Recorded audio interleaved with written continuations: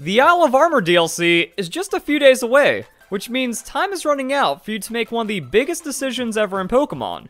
Which Urshifu Form are you going to pick?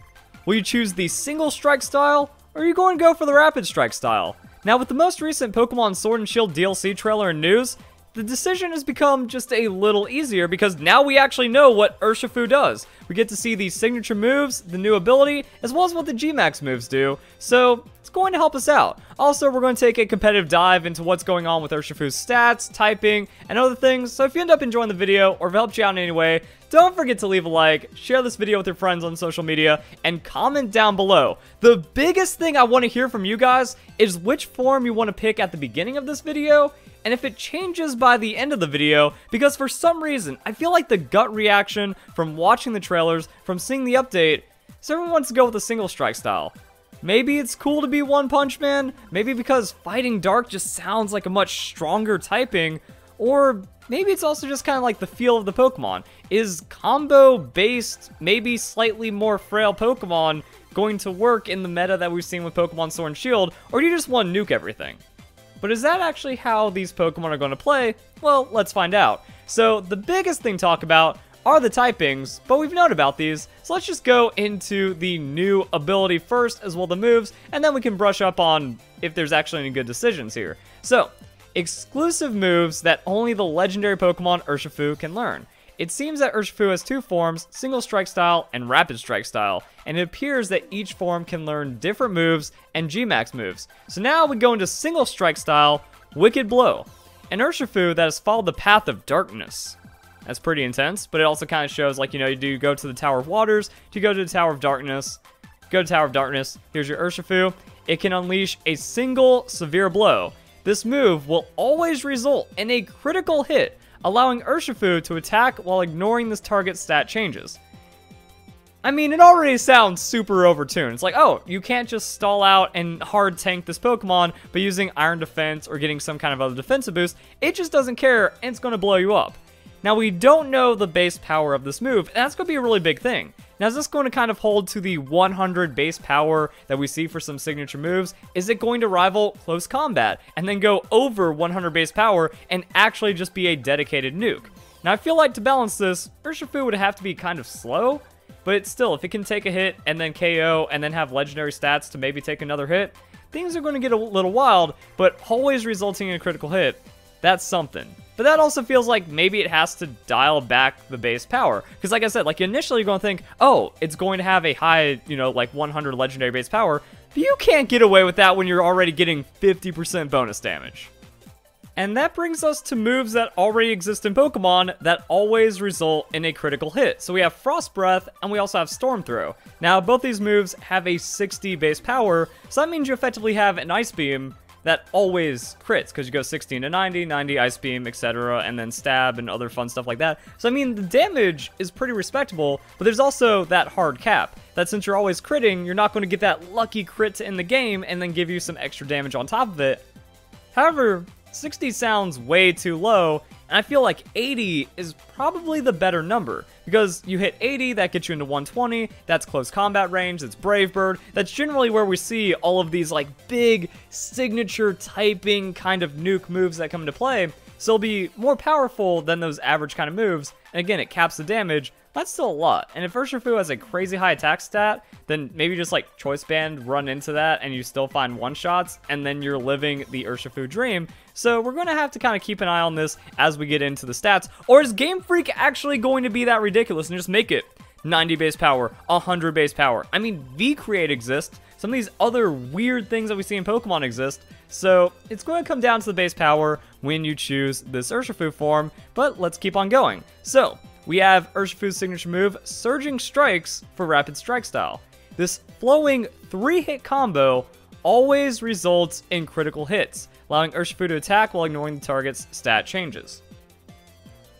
Now this is where things get weird, and it's where they get interesting. So it's like a 3-hit combo that always crits. Is this going to be like 25 base power? Because I feel like if you're trying to compare it to the Wicked Blow, it's just like, boom, monstrous hit. However, there's a massive benefit that comes to multi-hitting moves, and that's Breaking Sash. breaking sturdy, breaking disguises, and also some other weird interactions just kind of pop up. So there is a weakness in it as well, that instead of just like nuking the opponent, you drop them below half on one hit, like Citrus Berry can activate.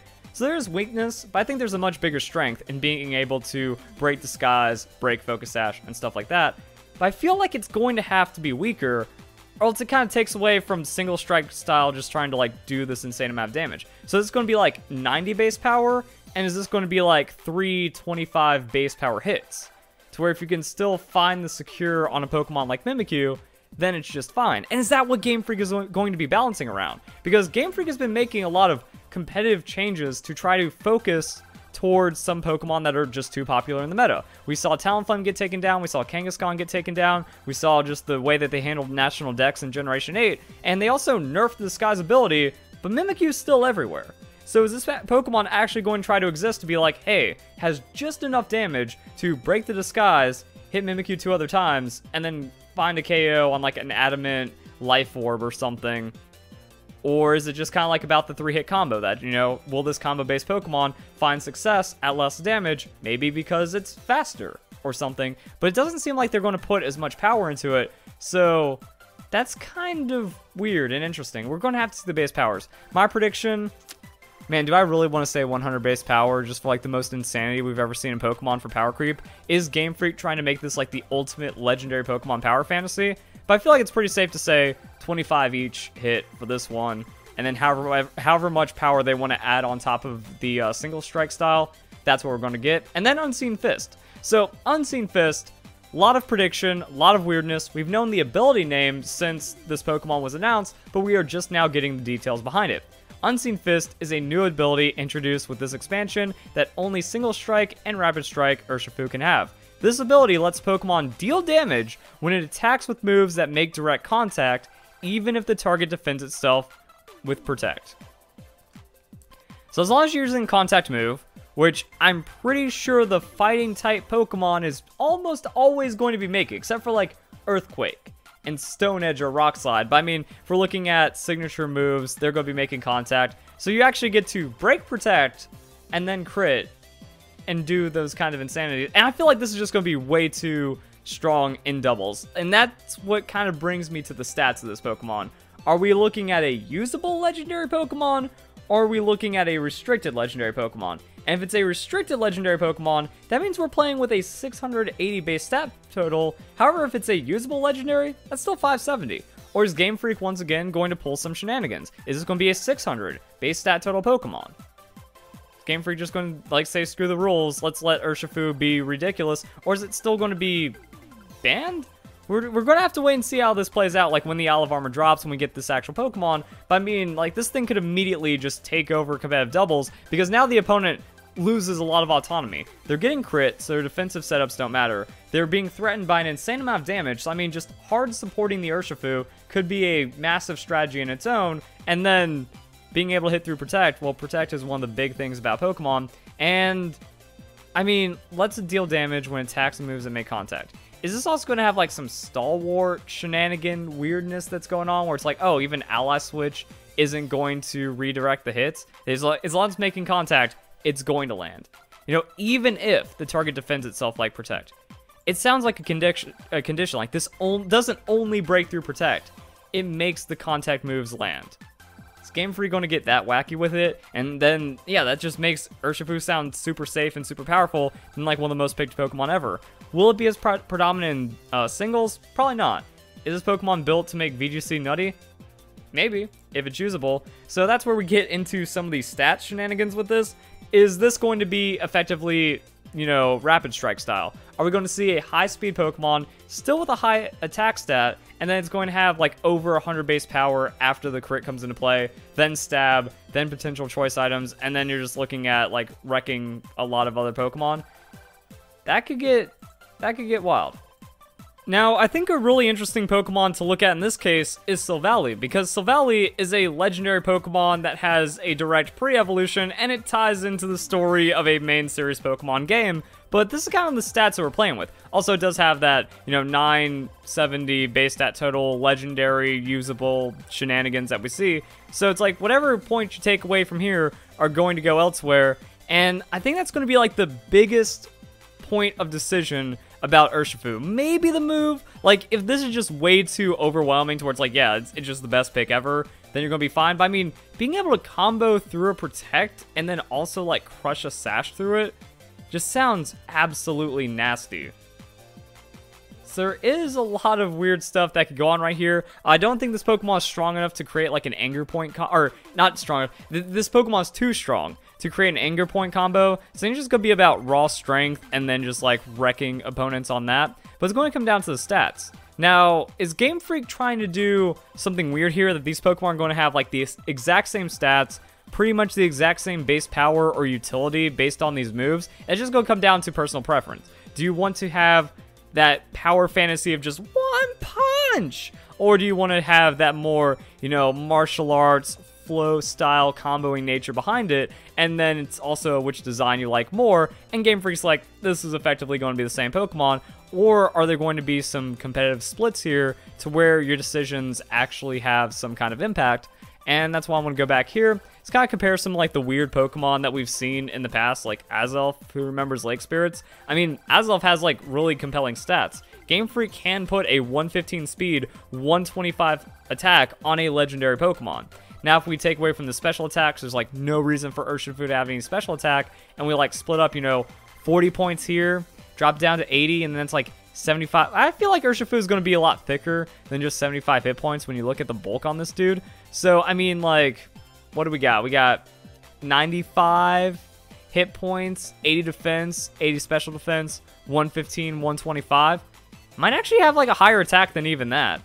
So, less special attack, even like 60 special attack, and like 135, 140 attack on the Rapid Strike style. Like, is Rapid Strike style still going to just be like a brute force damaging monster that just is tuned down with the base power of the move, or is it going to be something else?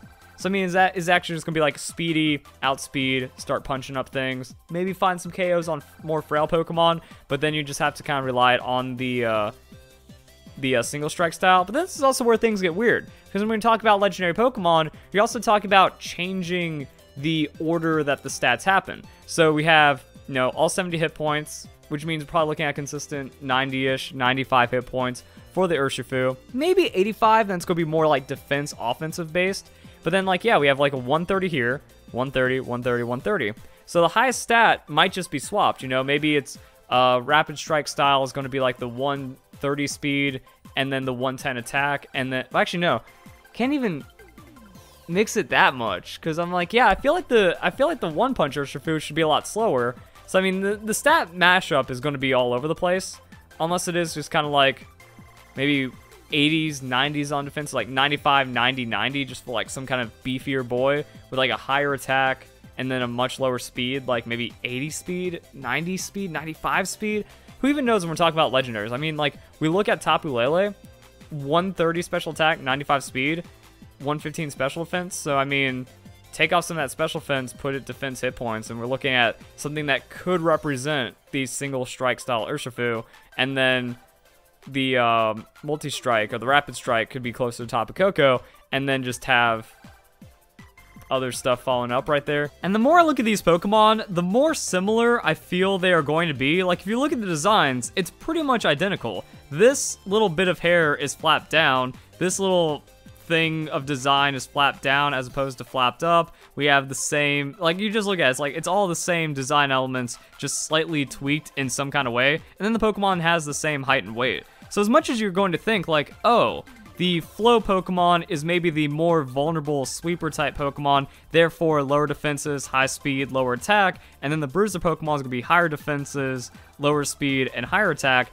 It might not be that way. This Pokemon might just be 85 hit points, 85 defense, 85 special defense, and then the attack and speed is flipped, even if there's like maybe not that much of a difference. It's like 115 speed, 125 attack, then 125 speed, 115 attack, and it all just comes down to the punch. Like, I don't know, when you think legendary Pokemon, you think that that Pokemon is going to have a lot more natural bulk than other Pokemon. Like, you just kind of run into it like, oh, that's a 2-3 KO Pokemon for no reason.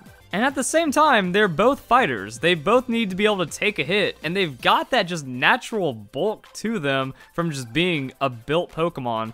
So, the stats are very confusing, and it's going to be really interesting to see how this Pokemon plays out. Like, is it going to just be the exact same Pokemon, and the decisions don't really matter at all because of it, except for the typing? Looking at Pokemon like Landorus, just kind of like, hey, what else do we see? We see barely breaking 101 speed, and then weird mixedness.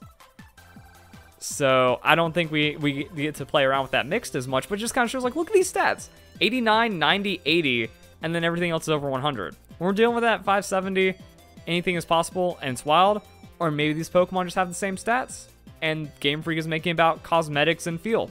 Who knows? Now, if we get into 680 and this is an unusable Pokemon, or maybe it's like a 620, or Game Freak does something weird, anything goes. For the most part, legendary Pokemon just have, like, overtuned, upscaled hit points off of that, and then kind of insane stats that just aren't fair for normal play. Like Lunala, 137, 137, 113, and like some under 100. But for the most part, like, the stats they don't care about are the stats they're not really going to get too much out of.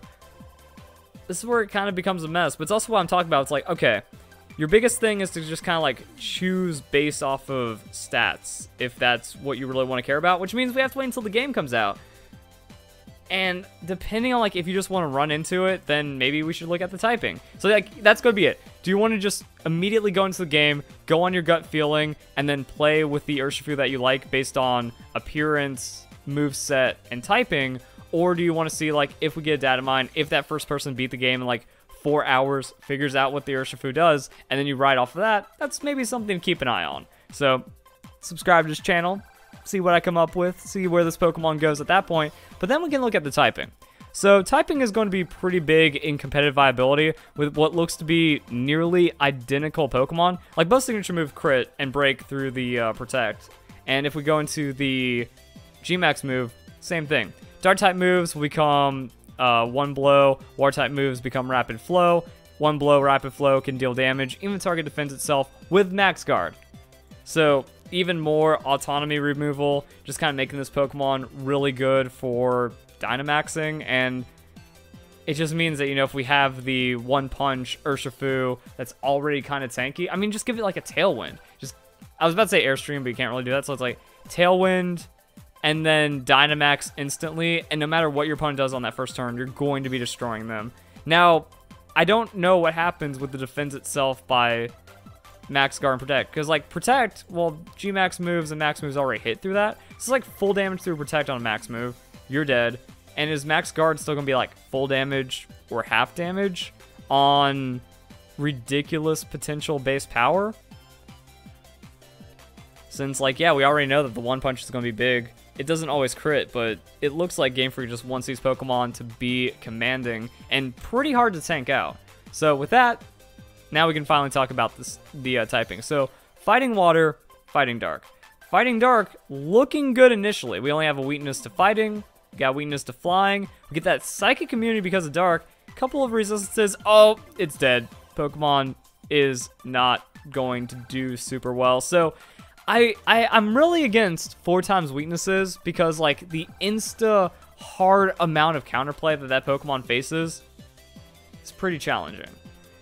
And, like, some Pokemon can get away with it in certain situations, like Ferrothorn, where it's like, it's just so filthy tanky that it can survive a fire-type move, but that doesn't get to do anything else, and it's also slow.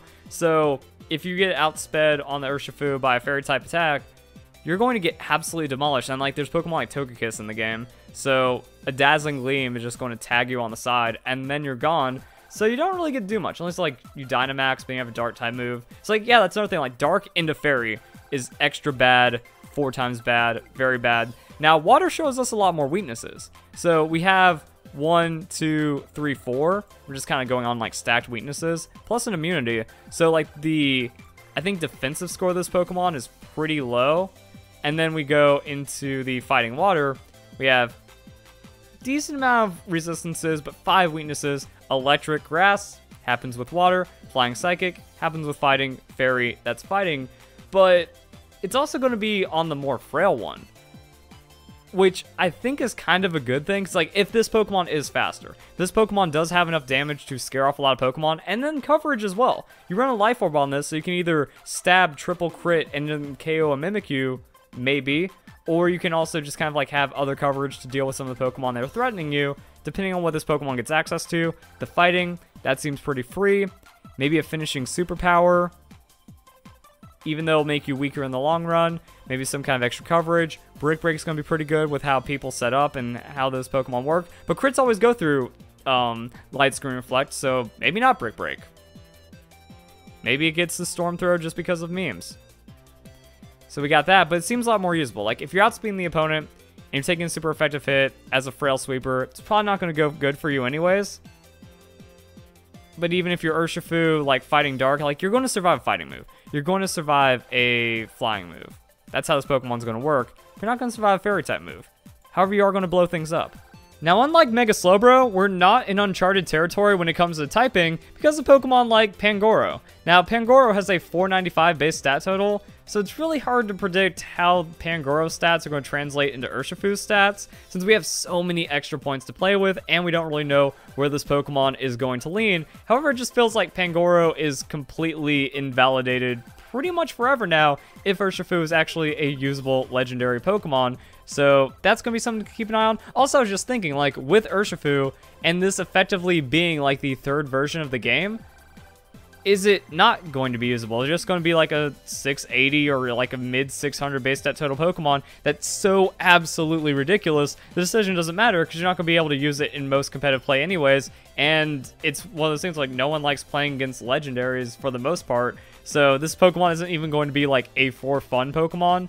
But then, you know, Pangoro is still bad. So we know what that typing looks like. Also, Scrafty. I feel like Scrafty is a really good one to think about because Scrafty's tanky. And it's got the Intimidate. And it likes to set up. But even then, it can still get messed up by super effective hits. And Fairy-type Pokemon still just remove Scrafty from the game. So that's something interesting. Depending on how you've played with mythical Pokemon and forbidden Pokemon, Keldeo as a water fighting kind of gives you ideas. So actually, should probably be looking at the Keldeo more than anything, like just shave off 30 base stat points. So 108, 129 attacks. I mean, like minus 10 on the attack, maybe minus 20 on this special defense because Urshifu is more physical oriented. Oh, actually, no, wait. Keldeo's a 580?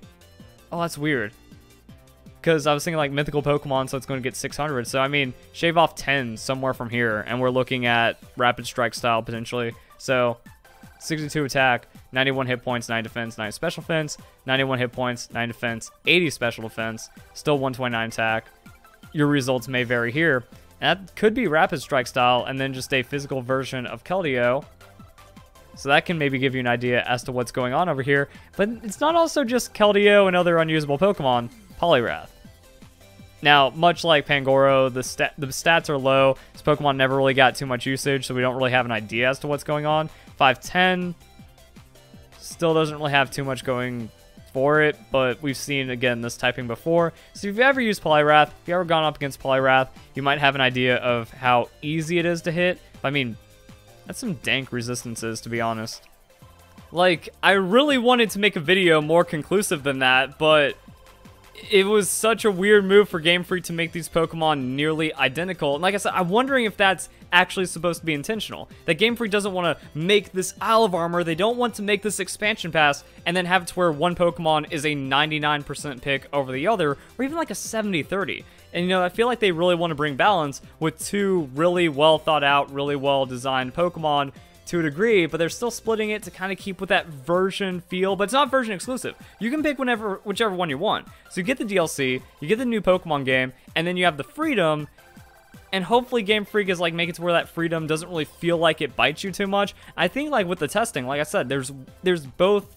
You can look at where these Pokemon go, and they both have the ways that they excel in. Like even though that 4x weakness does feel like a, you know, a wicked blow, might I say, to this Pokemon, if you avoid Fairy-type Pokemon, or if your opponent does bring them, or like something else. Like, if you see an opponent that has a single-strike Urshifu, you have to pick your Fairy, whether it's in 3v3s or 4v4 doubles or something like that, because this thing can probably take off. I haven't even thought about, like, what happens on setup. Like, what if you just run Bulk Up?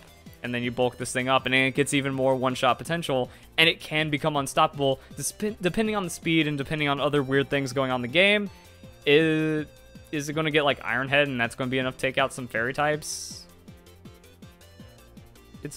it's a pretty strange Pokemon. That's where it like just starts to fall off. You know, we have a decent amount of information, but it's really going to come down to your personal feel, and then the overall stats, and then maybe like more development time when the competitive stuff happens. So if you're not immediately getting into the Isle of Armor, like I don't know what Game Freak's plan is. Is this going to actually be like 4 or 5 hours, you beat it in a day or two?